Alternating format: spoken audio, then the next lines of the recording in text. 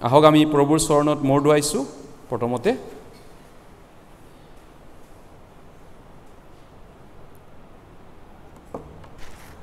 মৰমীয়াল স্বৰ্গত থকা দয়ালু পিতা, আমি অপতে যোৱা ভেড়া আছিলোঁ আৰু এই পৃথিৱীত পাপী হিচাপত অনন্তকাল নৰকত যাবলৈ যোগ্য লোক আছিলোঁ। কিন্তু তুমি আমাক উদ্ধাৰ কৰিবলৈ জীৱন দান দিলা আৰু তোমাৰ মূল্যৱান তেজ দি আমাৰ পাপবিলাক অনন্তকালৰ কাৰণে ধুই চাফা কৰি আমাক পবিত্ৰ কৰিলা। এই মহা প্ৰেমৰ কাৰণে, মহা অনুগ্ৰহৰ কাৰণে তোমাক ধন্যবাদ দিছোঁ। আজি এই সময়ত আমি তোমাৰ পবিত্ৰ লোকসকল, তোমাৰ মূল্যৱান তেজেৰে কিনা লোকসকল এই ঠাইত আমি একত্ৰিত হৈছোঁহি। গতিকে আমাৰ ভাই ভনীসকল কোনোবা যদি দুখ কষ্টত আছে, ঠেকত পৰিছে, জটিলতাত পৰিছে, পৰীক্ষাত পৰিছে, তোমাৰ অনুগ্ৰহ দান কৰিব যাতে তেওঁলোকে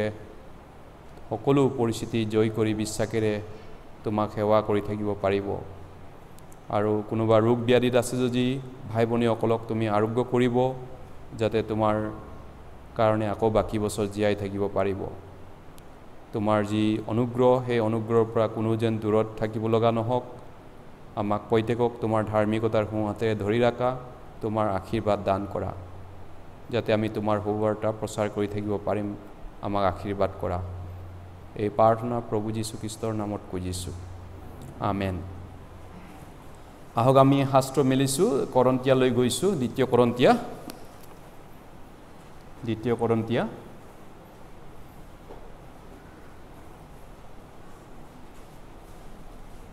6 অধ্যায়। 2 Corinthians 6 অধ্যায়।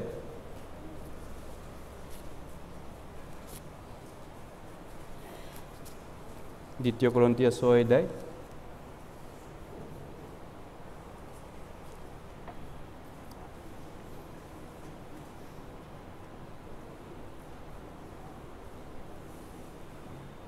দ্বিতীয় কৰন্থিয়া 6 অধ্যায়।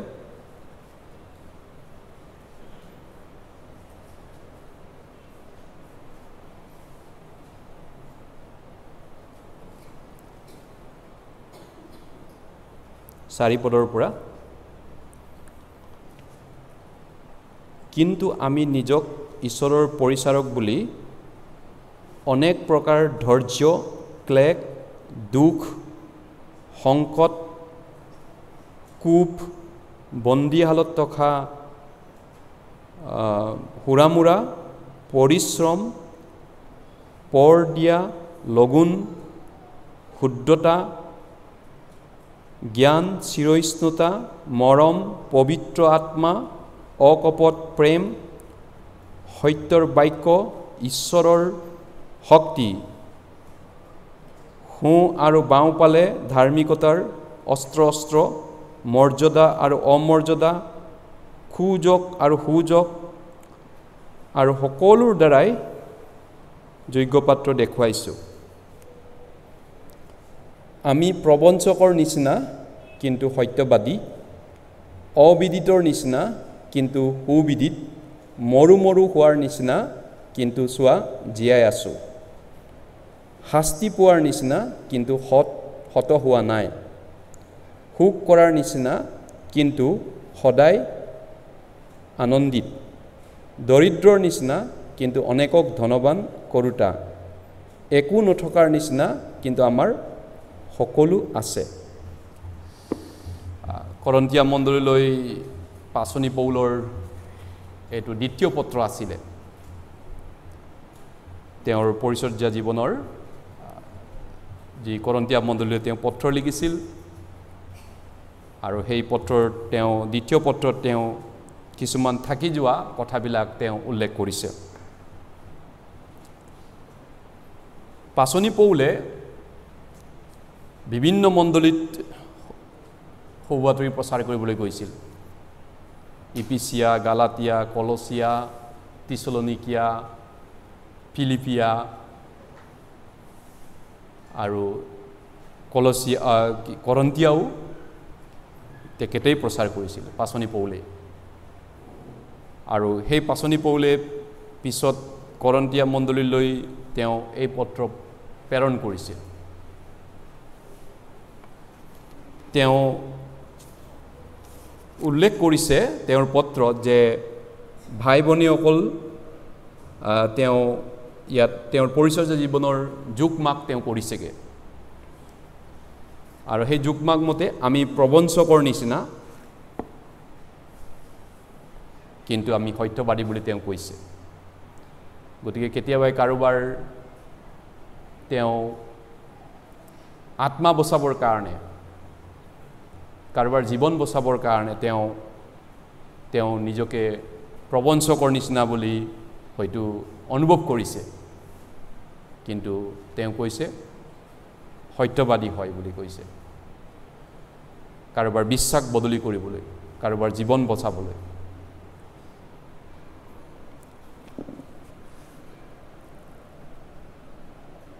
তাৰপিছত অবিদিত মানে কোনো নজনাৰ নিচিনা বুলি কৈছে। পাচনি পৌলৰ খ্ৰীষ্টিয়ান জীৱনটো, পৰিচৰ্যা জীৱনটো যেন কোনো মানুহে নাজানে। অৱশ্যে জগতৰ মানুহে হয়তো নাজানে, কিন্তু ইয়াত তেওঁ কৈছে ঈশ্বৰে জানে, কৈছে ভালকৈ জানে ঈশ্বৰে। সুবিদিত মানে well noun, unknown well noun. তাৰপিছত মৰু হোৱাৰ নিচিনা কৈছে, কিন্তু চোৱা জীয়াই আছোঁ। হয়, পাচনি পৌলৰ জীৱন যদি আমি চাওঁ, তেওঁ পৰিচৰ্যাক জীৱনটোক যদি আমি চাওঁ, তেওঁ যথেষ্ট পৰিমাণে পৰিশ্ৰম আৰু মেহনত কষ্ট কৰিছিল। 2 Korinthians 11 যদি আমি চাওঁ, তেওঁ তাত উল্লেখ কৰিছে তেওঁ পৰিচৰ্যা জীৱনত তেওঁ প্ৰায় মৰু নিচিনা হৈ গৈছিলে। 2 Korinthians ইয়াতে চিন দি থম মই 2 Korinthians 11 লৈ অলপমান চাইছোঁ। 2 Korinthians 11 2 Korinthians 11 2 Korinthians 11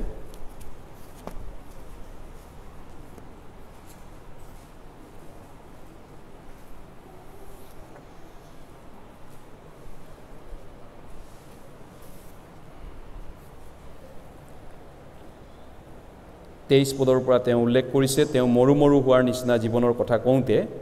তেওঁবিলাক খ্ৰীষ্টৰ পৰিচাৰক নে? হতবুদ্ধিৰ দৰে কৈছোঁ মই অধিক। তাৰ প্ৰমাণ অনেক পৰিশ্ৰমত, বন্দীশালৰ অধিক বন্ধনত, অতিৰিক্ত কোবত, অনেকবাৰ প্ৰাণৰ সংশয়ত, অৰ্থাৎ 5 বাৰ যিহুদীবিলাকৰ 39 কোপকৈ খাইছিলোঁ। 39 কোপ মানে হাতেৰে এক কোপ দুকুৰি, মানে দুকুৰিতকৈ 1 কোপ কম আছিল, মানে 39 বাৰ কোবাইছিলে তেওঁক। 3 বাৰ বেতৰ কোপ খাইছিলোঁ, এবাৰ শিলৰ ডলি খাইছিলোঁ, 3 বাৰ জাহাজ ভঙাৰ দুখ পালোঁ,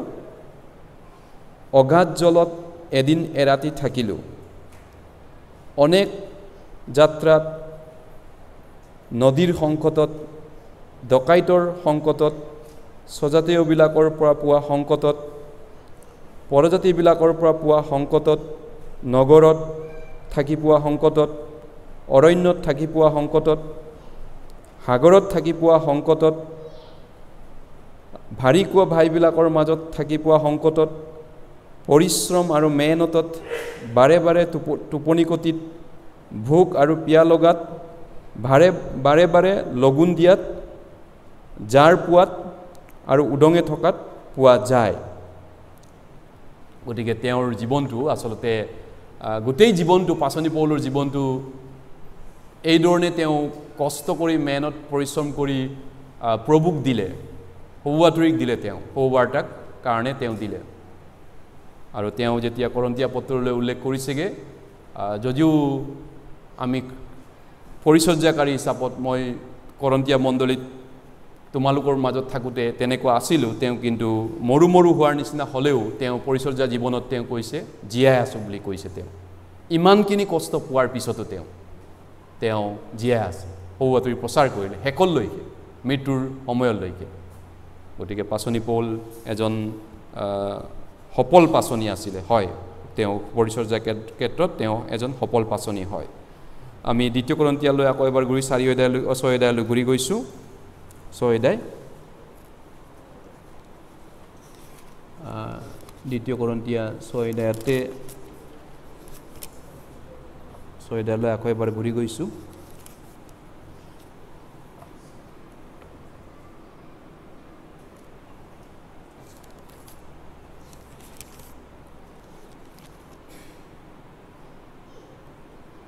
হয় তেওঁ তাৰ পিছৰ অংকখিনি কৈছে 6 অধ্যায়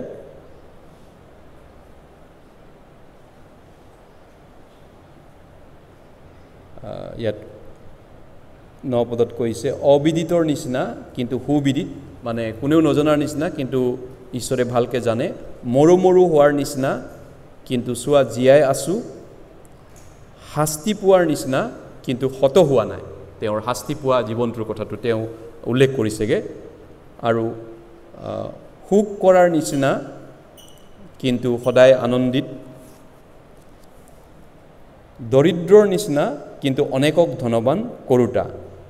একো নথকাৰ নিচিনা কিন্তু সকলো আছে তেওঁ কৈছে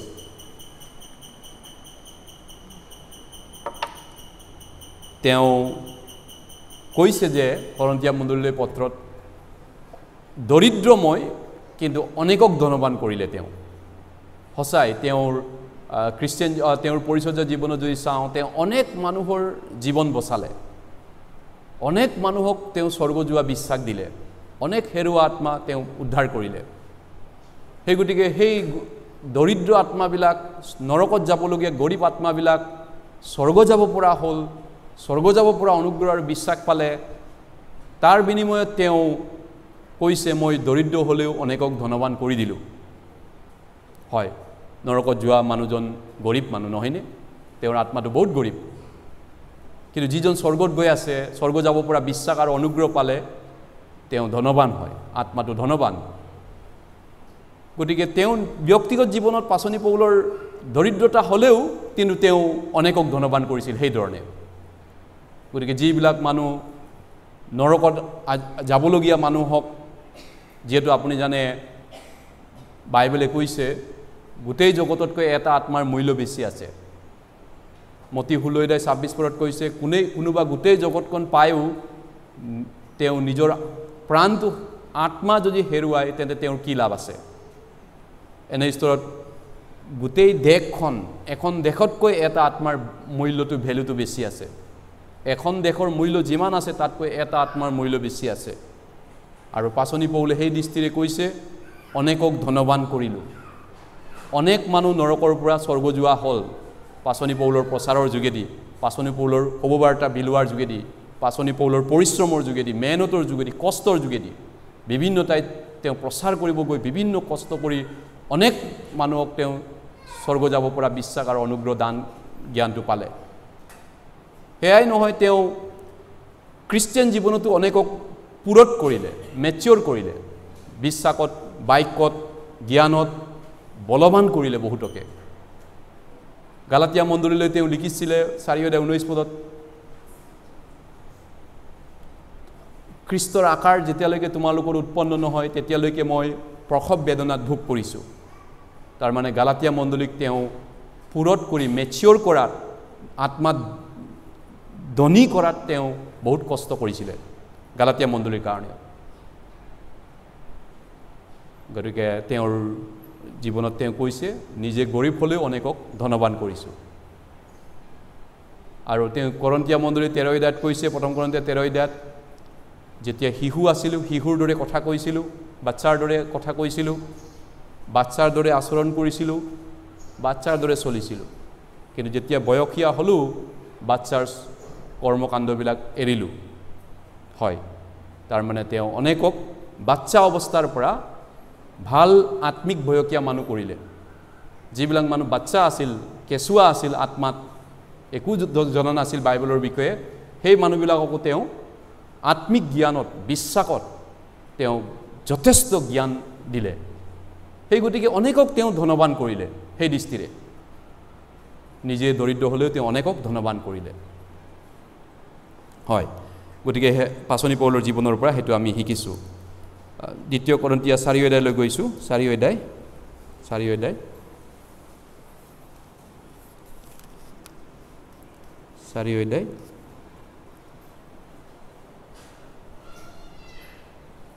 8 পদ 8 আৰু 9 পদ 4 অধ্যায় 8 আৰু 9 পদ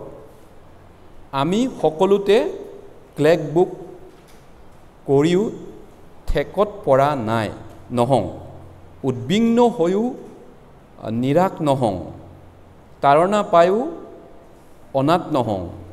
পেলোৱা হৈও বিনষ্ট নহওঁ হয় অনেক ক্ষেত্ৰত দুখ কষ্ট পায়ো কি কৈছে বৰবাদ হোৱা নাই গতিকে তেওঁৰ জীৱনটো যদি চাওঁ অনেক দুখ কষ্ট তেওঁ পাইছিল ঈশ্বৰৰ কাৰণে নহয়নে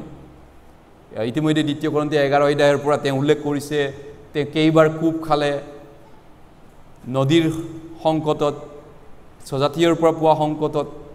ডকাইতৰ পৰা পোৱা সংকটত মিছনাৰী কামত প্ৰচাৰ কৰা কামত তেওঁ ধৰ্ম প্ৰচাৰৰ কামত যেতিয়া গৈছিলে টোপনি কটিত লগুণত তেওঁ অনেক তেনেধৰণৰ তেওঁ দুখ কষ্ট সহন কৰিছিলে কিন্তু অনেক দুখ কষ্ট পায়ো তেওঁ বিনষ্ট হোৱা নাই তেওঁ ধ্বংস হোৱা নাই নহয়নে নষ্ট হোৱা নাই হেতু পাচনি পৌলৰ জীৱনত আমি দেখা পাইছোঁ তেওঁৰ জীৱনত হয়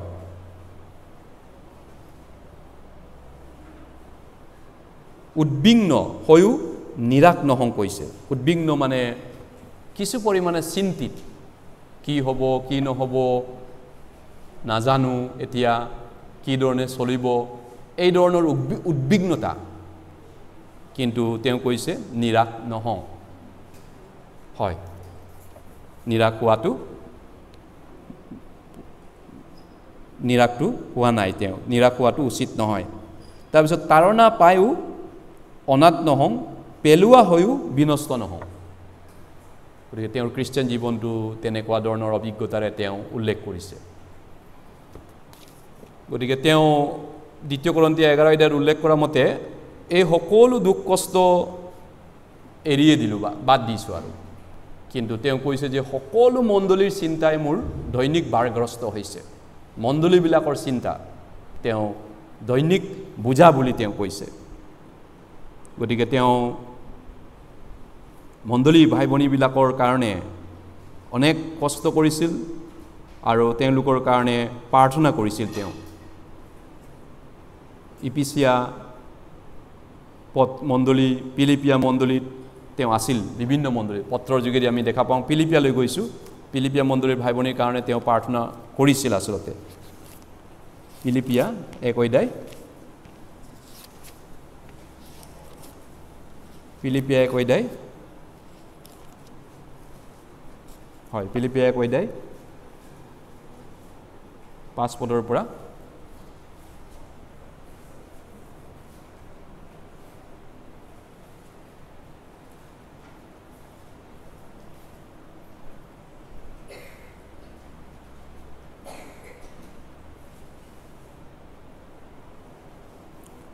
পিলিপিয়া 1 অধ্যায় 5 পদৰ পৰা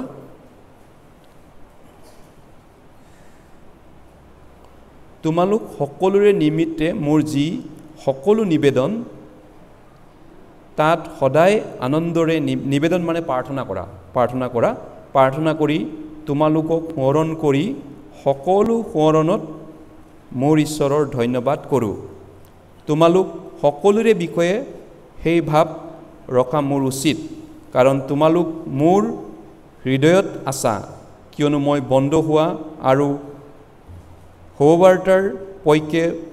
উত্তৰ আৰু প্ৰমাণ দিয়া কাৰ্যত তোমালোক সকলোৱে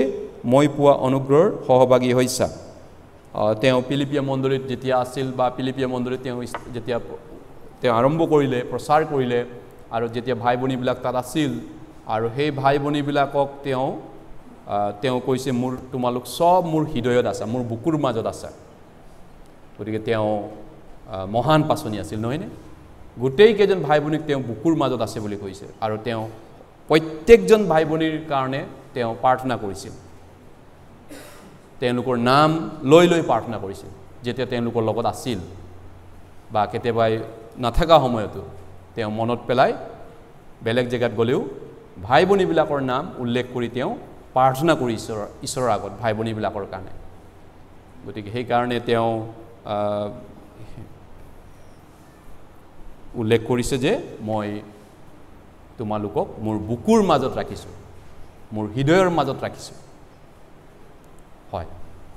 আনকি ইপিচিয়া মণ্ডলীৰ বিষয়ে তেওঁ কৈছে ইপিচিয়া 1 অধ্যায় ইপিচিয়া 1 অধ্যায়লৈ গৈছোঁ আমি ইপিচিয়া 1 অধ্যায় ইপিচিয়া মণ্ডলীৰ ভাই ভনীৰ কাৰণেও তেওঁ প্ৰাৰ্থনা কৰিছিল ফিলিপিয়াৰ কাৰণে কৰন্থিয়াৰ কাৰণে বিভিন্ন ভাই ভনীবিলাকৰ কাৰণে তেওঁ নিবেদন কৰিছিল যদি ইপিচিয়া 1 অধ্যায় যদি আমি চাওঁ ইপিচিয়া 1 অধ্যায়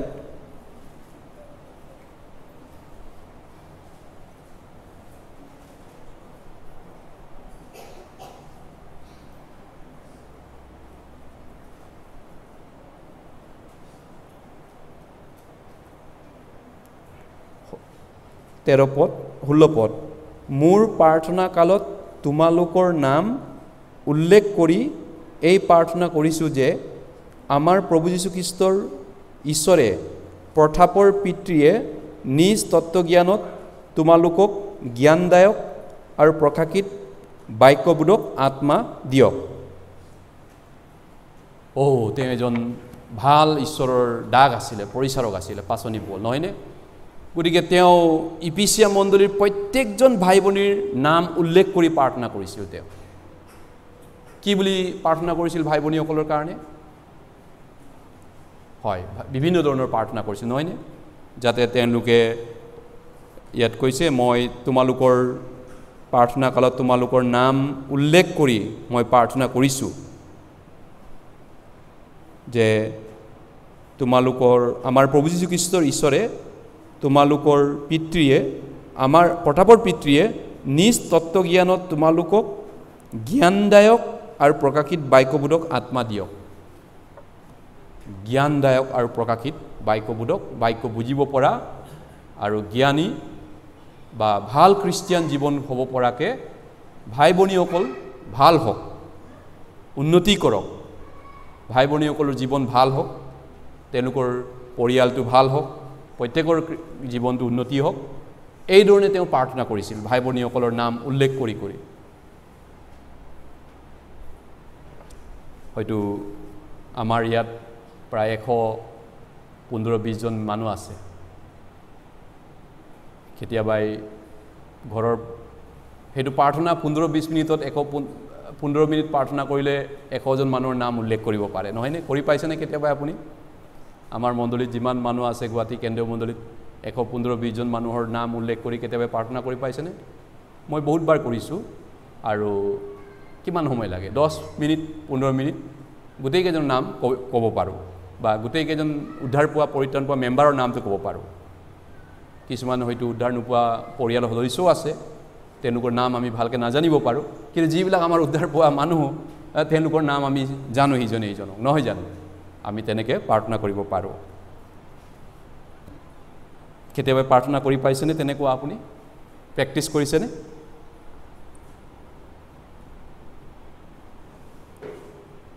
গতিকেলৈ পাচনি পৌলে যিহেতু ভাই ভনীৰ কাৰণে এনেকুৱা ধৰণে প্ৰাৰ্থনা কৰিছিল গতিকে তেওঁ ভাই ভনীৰ পৰাও প্ৰাৰ্থনা অনুৰোধ কৰিছিলে গতিকে আপোনালোকে মোৰ কাৰণেও কৰিব তেওঁ কিয়ৰ কাৰণে প্ৰাৰ্থনা অনুৰোধ কৰিবলৈ কৈছিলে তেওঁৰ অৱশ্যে ব্যক্তিগত লাভালাভৰ কাৰণে তেওঁ প্ৰাৰ্থনা কৰিবলৈ কোৱা নাই পাচনি পৌলে মোৰ জীৱনৰ ব্যক্তিগত লাভৰ কাৰণে প্ৰাৰ্থনা কৰিবলৈ মই কোৱা নাই কিহৰ কাৰণে তেওঁ ভাই ভনীৰ পৰা প্ৰাৰ্থনা অনুৰোধ কৰিছিলে আমি কলচিয়ালৈ গৈছোঁ তেওঁ কলচিয়া মণ্ডলীক ৰিকুৱেষ্ট কৰিছিল ভাই ভনীসকল মোৰ কাৰণে আপোনালোকে প্ৰাৰ্থনা কৰিব যিহেতু মই আপোনালোকৰ কাৰণে প্ৰাৰ্থনা কৰোঁ এনেধৰণৰ কথা তেওঁ কৈছে কলচিয়া 4 অধ্যায় কলচিয়া 4 অধ্যায়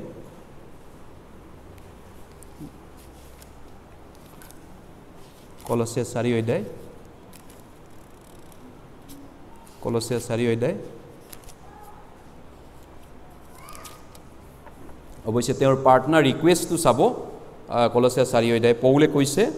মোৰ কাৰণে প্ৰাৰ্থনা কৰিব 3-4 পদ আৰু খ্ৰীষ্টৰ যি নিগুৰ তত্ত্বৰ কাৰণে মই বন্ধ হৈ আছোঁ অৱশ্যে তেওঁ জেলৰ পৰা এই পত্ৰ লিখিছিলে জেলত আছিলে বান্ধোনত আছিলে প্ৰচাৰৰ বাবে তেওঁক বন্দী কৰিলে মানুহে সেই নিগুৰ তত্ত্ব ক'বলৈ আৰু মই যিদৰে কোৱা উচিত সেইদৰে তাক প্ৰকাশ কৰিবলৈ ঈশ্বৰে যেন আমালৈ বাক্যৰ নিমিত্তে দৰ্জা মেলি দিয়ে, দুৱাৰ মেলি দিয়ে, এনে প্ৰাৰ্থনা আমাৰ কাৰণেও সেই একে সময়তে কৰিবা। গতিকে প্ৰেয়াৰ ৰিকুৱেষ্ট তেওঁ কৰিছে ভাই ভনীসকল চাৰ্চলৈ, যাতে তেওঁ কৈছে সৰু বাতৰি প্ৰচাৰ কৰা বিভিন্ন জেগাত যাতে ঈশ্বৰে দৰ্জাখন খুলি দিয়ে। আমাৰ আইতা এগৰাকী আছে, মোৰ দৰ্জাটো পৰিয়ালবিলাক কৈ থাকে ফেলোশ্বিপত, তেওঁ বোলে আমাৰ পৰিয়ালৰ দৰ্জা চব মাৰা আছে, মোৰ পৰিয়ালটো। মই ইমান প্ৰচাৰ কৰিব চেষ্টা কৰিছোঁ, এতিয়া মোৰ শেষ বয়স, এতিয়া উপায় নাই আৰু, তথাপিতো মই চেষ্টা কৰি আছোঁ কৈছে, তথাপিতো চব দৰ্জাটো মাৰি থৈছে। গতিকে প্ৰাৰ্থনা কৰিবলৈ কৈছে পাচনি পৌলে যে ভাই ভনীসকল দৰ্জাটো যাতে খুলি দিয়ে ঈশ্বৰে। ওপৰৰ পৰা দৰ্জা নুখুলিলে আমি কৰিব নোৱাৰোঁ একো কাম, নহয়নে? ওপৰলৈ খুলিব লাগিব দৰ্জাটো, বিভিন্ন জেগাত প্ৰচাৰ কৰিবলৈ, মানুহ পৰিত্ৰাণ পাবলৈ, উদ্ধাৰ পাবলৈ বহুত প্ৰাৰ্থনা কৰিব লাগিব, বহুত। হয়, সেইধৰণেহে আমি প্ৰচাৰ কাৰ্যটো সফল কৰিব পাৰোঁ। আনকি তেওঁ ইপিচিয়া মণ্ডলীলৈও তেওঁ কৈছে মোৰ কাৰণে প্ৰাৰ্থনা কৰিব, একে কাৰণতে কৈছে, প্ৰেয়াৰ ৰিকুৱেষ্ট কৰিছে। ইপিচিয়া 6 অধ্যায়তো তেওঁ কৈছে, সেই একেটা প্ৰেয়াৰ ৰিকুৱেষ্টে কৰিছে। ইপিচিয়া 6 অধ্যায় আমি চাওঁ, ইপিচিয়া 6 অধ্যায়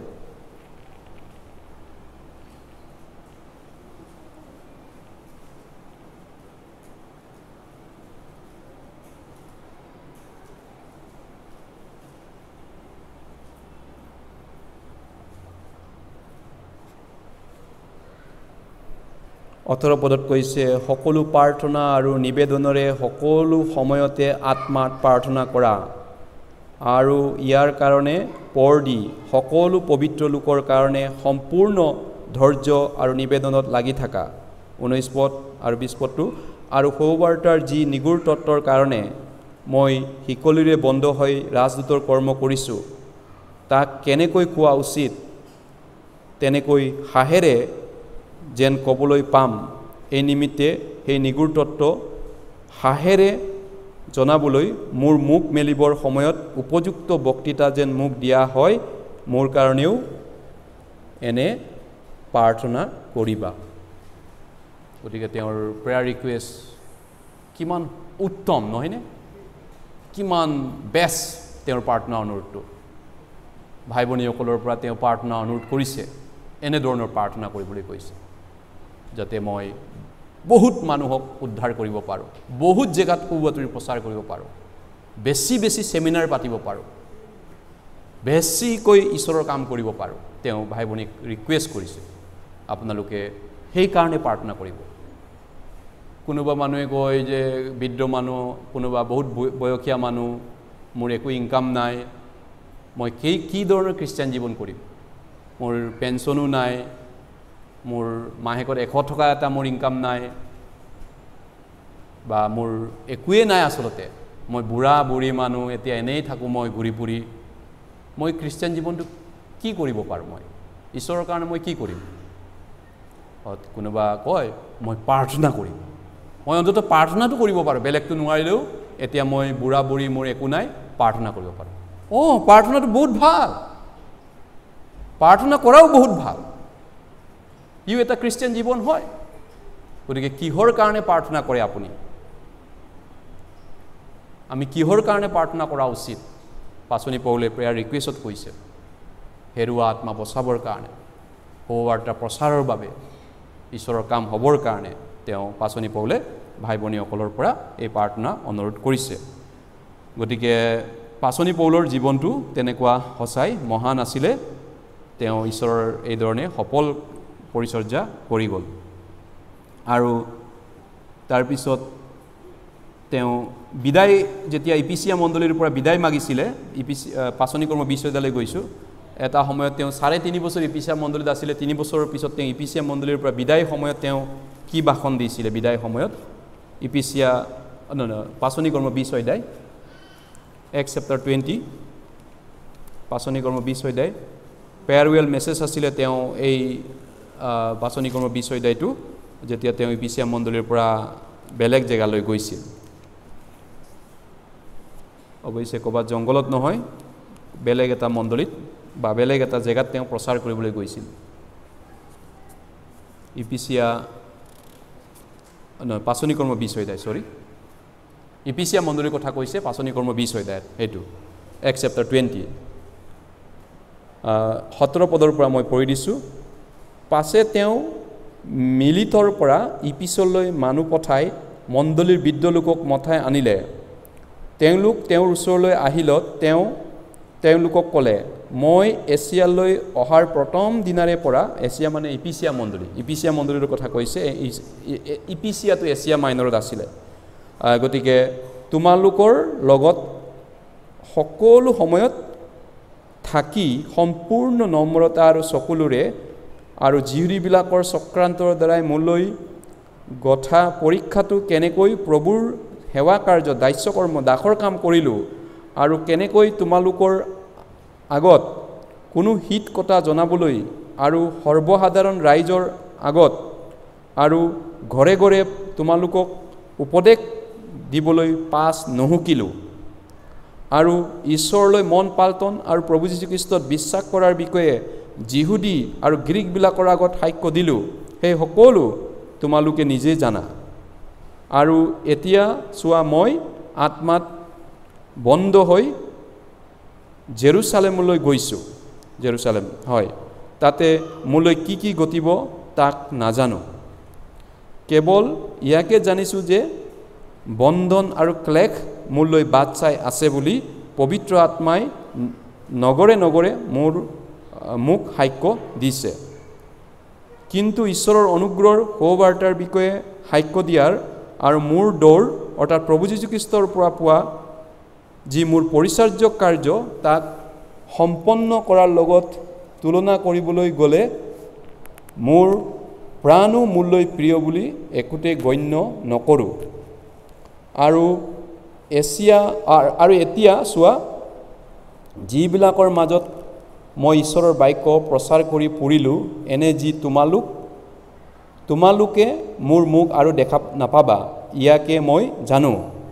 এই হেতুকে মই যে আটাইৰে তেজৰ পৰা হুচি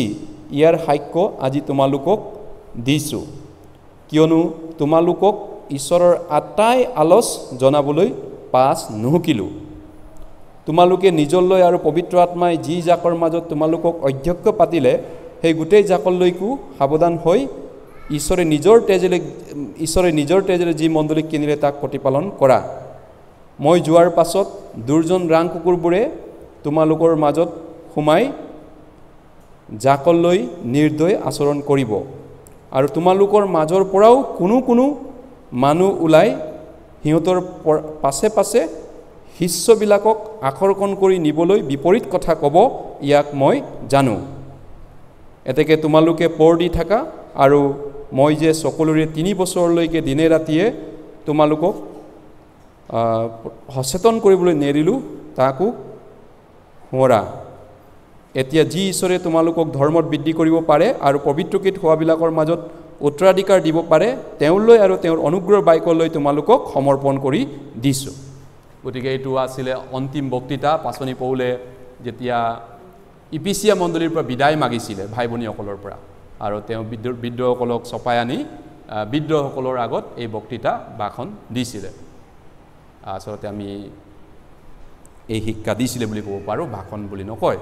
যিনক আমি সাংসাৰিক ভাষাত জাগতিক ভাষাত ভাষণ দিয়া বুলি কওঁ গতিকে ইপিচিয়া মণ্ডলীৰ তেওঁ আছিলে 3 বছৰ আৰু তেওঁ তাত যথেষ্ট পৰিশ্ৰম আৰু মেহনত কৰিলে ঈশ্বৰৰ কাম কৰিলে তাৰপিছত তেওঁ এতিয়া জেৰুচালেমলৈ যোৱাৰ সময় আহিল আৰু যোৱাৰ আগ মুহূৰ্তত এইখিনি কথা তেওঁ কৈ গৈছে তাৰপিছত পৌলে উল্লেখ কৰিছে তেওঁৰ কাৰ্যবিলাক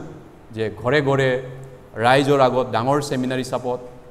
ৰাইজৰ আগত সৰুকে গ্ৰুপ সেমিনাৰ হওক বা বিভিন্ন জেগাত হওক সকলোতে মানে সব কথাই জনাবলৈ তেওঁ চেষ্টা কৰিছিলে মণ্ডলী ভাই ভনী বা ৰাইজক সকলোকে মানুহকে কোনো মানে তেওঁ লুকুৱাই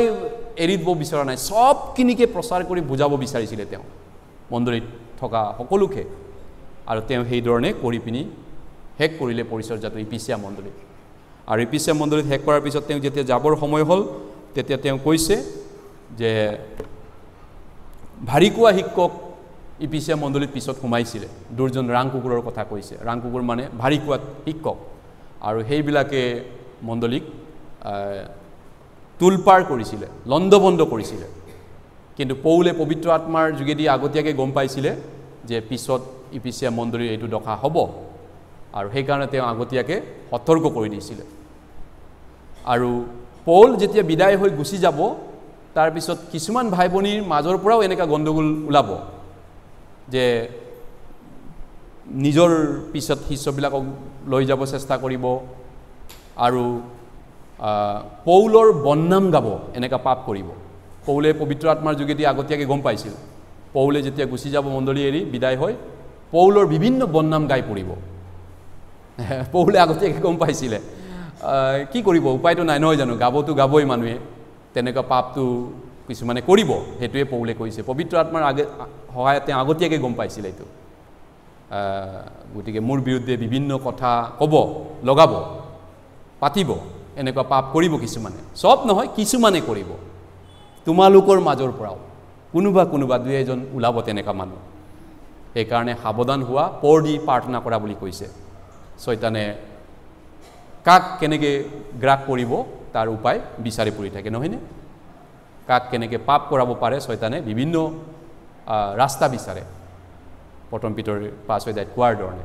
গতিকে পৌলে ৱাৰ্ণিং দিছে ভাই ভনীসকলক যে আমি প্ৰাৰ্থনাত থকা উচিত যাতে এনেকুৱা পাপ আমি নকৰোঁ হয় না হয় এই ধৰণে তেওঁ কৈছে গতিকে তেওঁ হেকত ইপিচিয়া মণ্ডলীৰ কৈছে মই সকলো মানুহৰ তেজৰ পৰা নিৰ্দোষী এতিয়া গতিকে তোমালোকক এটাই কথা কওঁ তোমালোকে প্ৰাৰ্থনাৰে সচেতন হৈ থাকিবা আৰু তোমালোকক মই ঈশ্বৰৰ বাক্যলৈ সোধাই দিছোঁ যি ঈশ্বৰৰ বাক্যই তোমালোকক ধৰ্মত বৃদ্ধি কৰিব পাৰে মানে ধৰ্ম মানে আত্মিকতাত বঢ়াব পাৰে আধ্যাত্মিকতাত বঢ়াব পাৰে সেই বাক্যত মই সোধাই দিছোঁ হয় তেওঁ এই ধৰণে সুন্দৰকৈ ঈশ্বৰৰ বাক্য এই বিদায় সময়ত তেওঁলোকক কৈ গ'ল কিন্তু যি কি নহওক তেওঁ কৈছে যে শুভবাৰ্তা প্ৰচাৰৰ খাতিৰত যদি আমি ইজনে ইজনক ক্ষমা কৰা উচিত ইজনে ইজনক প্ৰেম কৰা উচিত কেতিয়াবা কাৰোবাৰ মাজত আমাৰ মাজত গলতি হ'লে ভুল হৈ গ'লে আমি ইজনে ইজনক ক্ষমা কৰিবলৈ তেওঁ কৈছে কলচিয়া 3 অধ্যায় চাওঁ কলচিয়া 3 অধ্যায় সেইটোৱে প্ৰেম মানে ক্ষমা কৰাটোক প্ৰেম বুলি কয় কলচিয়া 3 অধ্যায়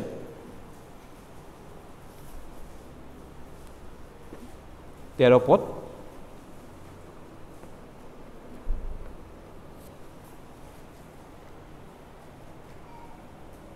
কলচিয়া 3 অধ্যায় 13 পদ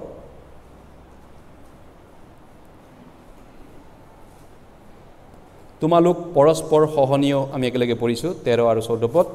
তোমালোক পৰস্পৰ সহনীয় হোৱা আৰু যদি কোনোজনৰ বিৰুদ্ধে কোনোজনৰ দুখ দিবৰ কাৰণ থাকে তেন্তে পৰস্পৰক ক্ষমা কৰা প্ৰভুৱে যেনেকৈ তোমালোকক ক্ষমা কৰিলে তোমালোকেও তেনেকৈ কৰা আৰু এই সকলো ওপৰত প্ৰেমক পিন্ধা সেয়ে সৰ্বসিদ্ধিৰ বান্ধনি আৰু খ্ৰীষ্টৰ শান্তি তোমালোকৰ হৃদয়ত কৰ্তৃত্ব কৰক গতিকে তলত লিখিছে প্ৰেমক পিন্ধা ক্ষমা মানে প্ৰেম বাইবেলত যিটো প্ৰেম বুলি কয় নহয় সেইটো কি বুলি কয় ক্ষমাটো সেইটোকে কয় প্ৰেম যেনে যীশুৱে আমাক প্ৰেম কৰে সেইকাৰণে তেওঁ আমাৰ গোটেই পাপ ক্ষমা কৰিলে সেইটোৱে যীশুৱে আমাক মৰম কৰাটো প্ৰমাণ যে আমি পাপ কৰিও তেওঁ আমাৰ পাপবিলাক সব ক্ষমা কৰিলে কাৰণ তেওঁ আমাক মৰম কৰিলে প্ৰেম কৰিলে ঠিক একেধৰণে আমি ইজনে ইজনক কিবা যদি ভুলো কৰিলোঁ বাইবেলে কৈছে ক্ষমা কৰিবা খ্ৰীষ্টে যেনেকৈ আমাক ক্ষমা কৰিলে আমিও ইজনে ইজনক ক্ষমা কৰিবলৈ বাইবেলে কৈছে গতিকে আহক আমি ইজনে ইজনক ক্ষমা কৰোঁ হওক আৰু পাচনি পৌলেও তেনেকুৱা ক্ষমা কৰিছিল তেওঁ কাৰোবাৰ তেওঁ কোনোবাই তেওঁৰ বিষয়ে কিবা অন্যায় কৰিলেও তেওঁ কিবা এটা বদনাম গালেও বা তেওঁ বেয়া বুলি ক'লেও তেওঁ কৈছে মই ক্ষমা দিছোঁ ক্ষমা কৰি এৰি দিছোঁ মই ধৰি ৰখা নাই এইবিলাক পাহৰি গৈছোঁ হয় দ্বিতীয় কৰন্থিয়া 2 অধ্যায়ত তেওঁ এইটো উল্লেখ কৰিছে দ্বিতীয় কৰন্থিয়া 2 অধ্যায় দ্বিতীয় কৰিন্থীয় 2 অধ্যায়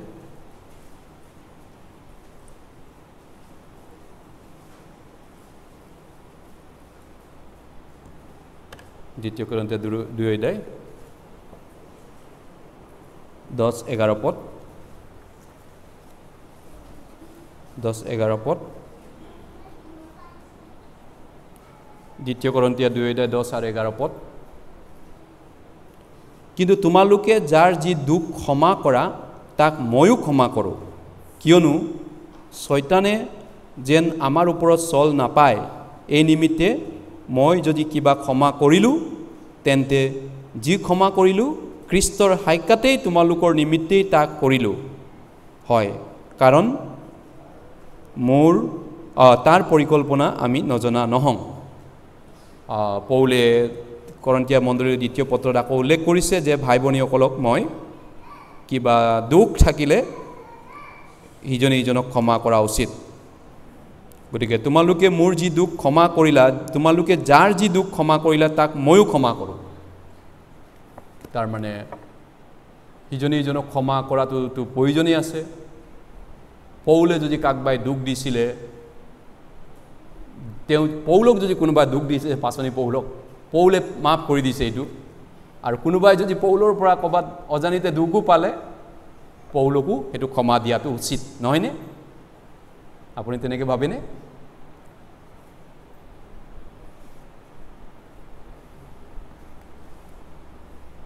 গতিকে পাছনি পৌল মহান খ্ৰীষ্টিয়ান আছিল নহয় জানো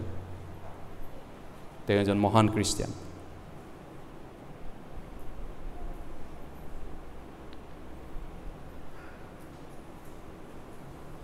হয়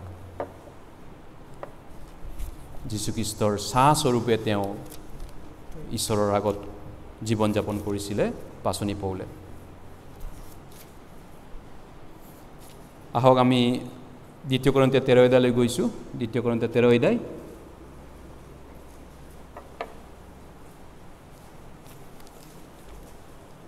দ্বিতীয় কৰিন্থীয় 13 অধ্যায়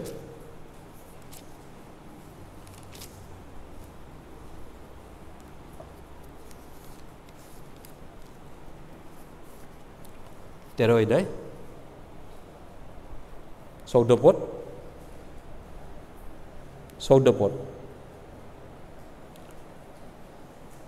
প্ৰভু যীশুখ্ৰীষ্টৰ অনুগ্ৰহ ঈশ্বৰৰ প্ৰেম আৰু পবিত্ৰ আত্মাৰ সহভাগিতা তোমালোক সকলোৰে লগত থাকক হয় তেওঁ এই ধৰণে প্ৰাৰ্থনা কৰিছিল কৰিন্থীয় মণ্ডলীৰ কাৰণে প্ৰভু যীশুখ্ৰীষ্টৰ অনুগ্ৰহ হয় আমি অনুগ্ৰহেৰে পৰিত্ৰাণ পোৱা লোক হয় নহয়নে ইফিছিয়া 2 অধ্যায় 8 পদত কৈছে কিয়নো অনুগ্ৰহেৰে বিশ্বাসৰ দ্বাৰাই তোমালোকে পৰিত্ৰাণ পালা আৰু হে তোমালোকৰ পৰা নহয় ঈশ্বৰৰ হে দান কোনেও যেন গৰ্ব কৰিব নোৱাৰে সেই নিমিত্তে হে কৰ্মৰ পৰাও নহয় আমি খ্ৰীষ্টিয়ান হ'লো অনুগ্ৰহৰ যোগেদি আৰু যোহনে 1 অধ্যায় 16 পদত কৈছে সেই অনুগ্ৰহৰ পৰা আৰু অনুগ্ৰহৰ উপৰিও অনুগ্ৰহ তাৰ মানে প্ৰথম অনুগ্ৰহ পৰিত্ৰাণৰ উদ্ধাৰৰ মুক্তিৰ অনুগ্ৰহ আৰু দ্বিতীয় অনুগ্ৰহ খ্ৰীষ্টিয়ান হিচাপত জীয়াই থকাৰ যিটো দৈনন্দিন অনুগ্ৰহ সেই অনুগ্ৰহৰ উপৰি অনুগ্ৰহ তেওঁ উল্লেখ কৰিছে যে প্ৰভু যীশুখ্ৰীষ্টৰ অনুগ্ৰহ আপোনালোকৰ লগত থাকক ঈশ্বৰৰ প্ৰেম আৰু পবিত্ৰ আত্মাৰ সহভাগিতা তোমালোক সকলোৰে লগত থাকক তেওঁ এই ধৰণে প্ৰাৰ্থনা কৰিছিল মণ্ডলীৰ ভাই ভনীৰ কাৰণে শেষলৈকে আৰু তেওঁ মণ্ডলীৰ ভাই ভনীৰ ভালটো চিন্তা কৰিছিল ভালটোৰ কাৰণে ভাল হ'বৰ কাৰণে তেওঁ প্ৰাৰ্থনা কৰিছিল আৰু চিন্তাও কৰিছিল এই ধৰণে তেওঁ গতিকে পাছনি পৌলৰ পৰা আমি শিকিব লগা বহুত আছে আশা কৰোঁ আপোনালোকেও শিকি থাকিব পাছনি পৌলৰ পৰা এনেধৰণে আপোনালোকৰ খ্ৰীষ্টিয়ান জীৱনত উন্নতি হ'ব গতিকে মই যদি কাকবাই দুখ দিলোঁ জানি অজানিতে আপোনালোকে যীশুৱে যেনেকৈ আপোনাক মোক ক্ষমা কৰিলে মোকো ক্ষমা কৰিব যেনেকৈ পৌলে কৈছে ময়ো ক্ষমা দিলোঁ যাৰ যি দুখ ক্ষমা কৰিলোঁ ময়ো ক্ষমা কৰিলোঁ গতিকে খ্ৰীষ্টিয়ান জীৱনটো ভালকৈ আগুৱাই যাব আশা কৰোঁ আপোনালোকৰ জীৱন উন্নতি হ'ব যেনেকৈ পৌলে প্ৰাৰ্থনা কৰিছিল তেওঁ ইপিচিয়া মণ্ডলীৰ কাৰণে কৰন্তিয়া মণ্ডলীৰ কাৰণে কলচিয়া মণ্ডলীৰ কাৰণে মই আপোনালোকৰ কাৰণে প্ৰাৰ্থনাত থাকিম আৰু আপোনালোকৰ অধিক ভাল হোক সেইটো প্ৰাৰ্থনাত থাকিম আশা কৰোঁ ঈশ্বৰৰ কামৰ বাবে সুবাতৰি প্ৰচাৰৰ কাৰণে আপোনালোকেও প্ৰাৰ্থনাত মোক মৰিব এইটো আশাৰে মই ইমানতে শেষ কৰিছোঁ আহক প্ৰাৰ্থনা কৰিছোঁ দয়ালু মৰমীয়াল পিতৃ তোমাক ধন্যবাদ দিছোঁ আমি পাপী হিচাপত আমি চিৰকাল নৰকত যাবলগীয়া লোক আছিলোঁ কিন্তু প্ৰভুৱে আমাৰ পাপৰ ভাৰ লৈ আমাৰ কাৰণে জীৱন দান দিলে আৰু আমাৰ সকলো পাপ তেওঁ মুচি